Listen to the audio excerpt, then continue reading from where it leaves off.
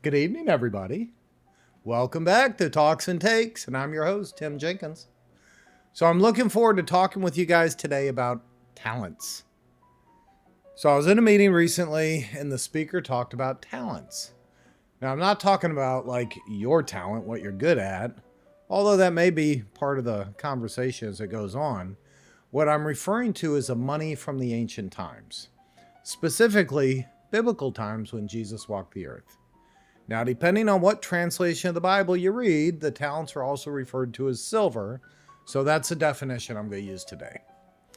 And know that I am not a preacher, although I do have faith. I'm just someone who's really a committed learner. And my hope is to gain some wisdom and to leave this place a little better than I found it. Sometimes I hear something, see something, experience something, and it just kind of captures my heart. It rattles my cage, or it just hits me like dead between the eyes. And when I listened to this speaker last week, the story really just did, it just did that. So I'm always grateful for these epiphanies because they generally lead me to a better place. And I don't always like them because there are times that they may reveal something I'm doing that maybe I shouldn't be doing, or something I dismissed as irrelevant that should be addressed. And maybe there was a situation in my past I need to deal with. I do firmly believe we should leave this place, this world, our community better than we found it. So some of you will go out and change the world literally. Some of you may just affect change in the small orbit that you occupy. For all of us, though, this world is changed just by our presence. Just by being here, you're making a difference. So that's opportunity. And what you choose to do with the opportunity is TUTY. Totally up to you. So this brings me back to this meeting I mentioned earlier. Now I'm listening to this guy talk about talents, and something hit me like dead between the eyes. And I really need to kind of unfold this by reading some text. It's a little bit long, so I'm going to ask you to bear with me, but I think you're going to see the importance. Now, this text comes right out of the Bible. It's in the book of Matthew, chapter 25, and we're going to start at verse 14. Again, the kingdom of heaven can be illustrated by the story of a man going on a long trip. He called together his servants and entrusted his money to them while he was gone.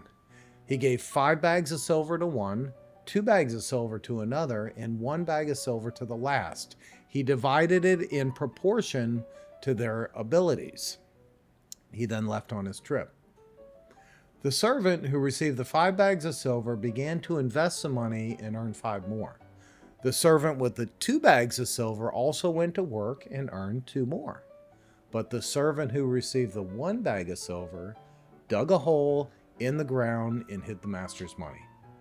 After a long time, their master returned from his trip and called them to give an account of how they used his money.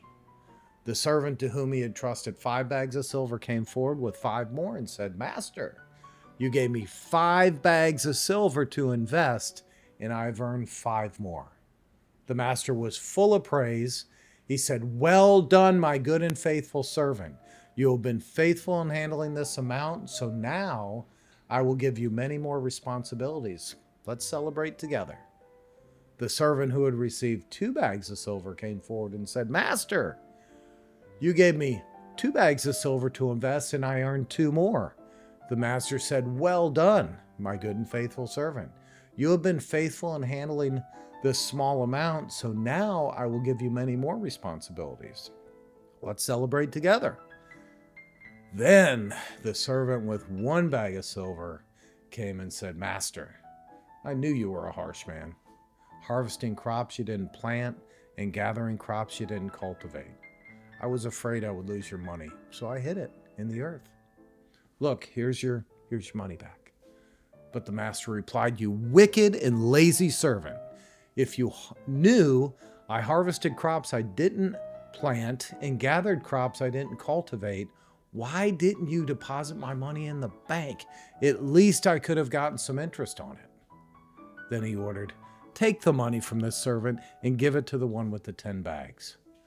To those who use well what they are given, even more will be given and they will have an abundance. But from those who do nothing, even what little they have will be taken away. Now throw this useless servant into outer darkness where there'll be weeping and gnashing of teeth. So as we look at the text, we see a guy who entrusted his money to someone for safekeeping and increase. And those who did well were rewarded.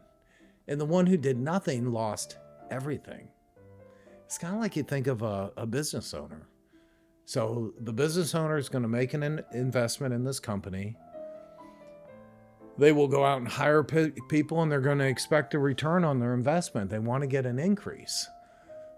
And if someone can't do the job, they're replaced. Pretty simple, right? Not easy, but simple. And this is where I'm really challenged. So what about the things that we receive that hurt us? Things we never wanted, never asked for, something that's rocked you literally to the core. In my life, I've been broken and have dealt with things that rock me to the core. And I'm sure as time goes on, I'll share more about that with you all. But today I want to share just one story. So a friend of mine had to deal with a horrible personal tragedy. He had like this medical situation. He received absolutely horrible initial medical care, which caused him to turn septic.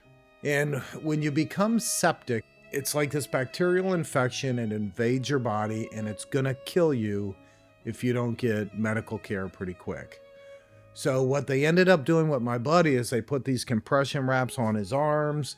He had them on his legs. And basically they're forcing all the blood from his extremities into his core to protect the vital organs. And they medicate you and do all this stuff. Well, they saved his life, which is really, really good, but they saved his life at a cost. Because when you use these compression wraps, there's no blood in your extremities, so when they do finally remove them, they have to get the circulation and everything back, and you basically turn black. It's pretty tough to look at. So the results of this, they got his hands back, they got his arms back, they got the upper part of his legs back, but they could not bring his lower legs or his feet back. So the result was he had to have both legs amputated just below the knees. And it was devastating blow to him and his family. I mean, this was a very active guy. So how do you forgive? How does life move forward? It was the incompetence of the hospital that caused the problem. So what do you do in the aftermath? And my buddy went through a lot. Depression, anger, even thoughts of ending it all. But this is what he did. First, he realized that there is a God in heaven that truly loves him and has a plan and a purpose for his life. Then he moved on from there. So what he's doing now is he's helping to design prosthetics. So he actually goes in, he tests them, he wears them, he gives them advice on how to move forward to produce better, more useful prosthetics for amputees. It's a pretty big deal. He leads a support group. So he meets weekly with people, and they sit down and they talk about the loss. They talk about how to move forward in life. And just whatever happens to be on their mind, he's helping a lot of people. He's also an amazing craftsman and constantly find ways to help others. So why do I bring this up? Well, all of us have the opportunity to get better, or we're going to get bitter. And you really need to think about that. You can choose get better or get bitter. So the point is this: some things in life are monetary and are easy to see and to evaluate. Other things in life come as a trial, tragedy, a life-shattering experience. And how do we grow into something that can help others? Is losing 2 legs something you would be grateful for? Something that you would see as a blessing? Does overcoming make you stronger, more compassionate, a better friend, father, brother, employee, leader, and basic human being? When you see someone suffering in a similar way you did, when you know that you have been equipped through your own tragedy and recovery to help, how will you choose to use that talent? Will you work for the increase, or are you going to bury it away? Recently, when I saw my friend, he shared a story. A member of his support group asked him, to call a person who was really struggling with losing a limb. He called this person, shared his story, listened to her story, and encouraged her to move forward. He offered to help. They exchanged names and got off the phone. Was that a good use of his talents? Did my friend use what he was given? Would you consider his tragedy to be a gift?